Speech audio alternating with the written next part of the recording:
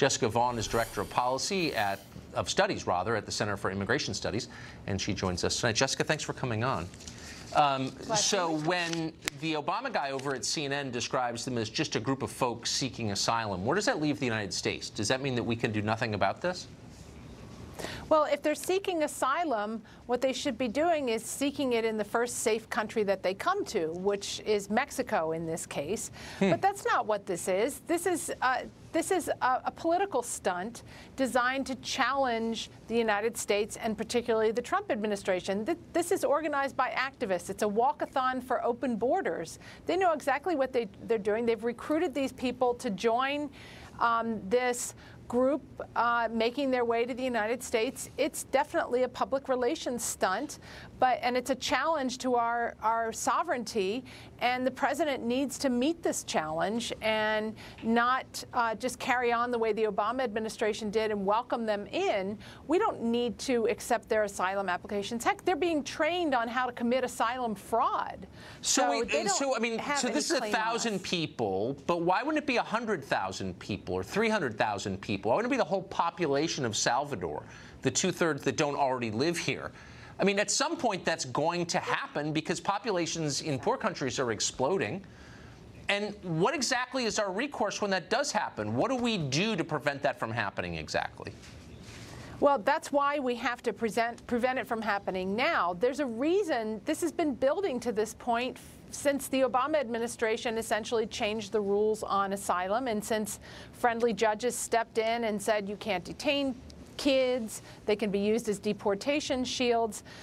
One thing we could do is prevent them from getting to the United States and do as we've done in the past and tell Mexico we want to come in and head this off before they get to our border.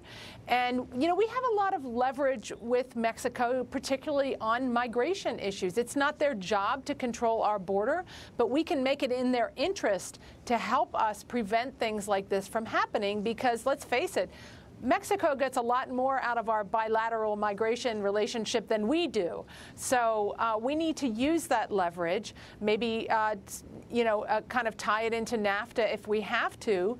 But we don't need to just sit back and stand by while people take advantage of our lack of a secure border.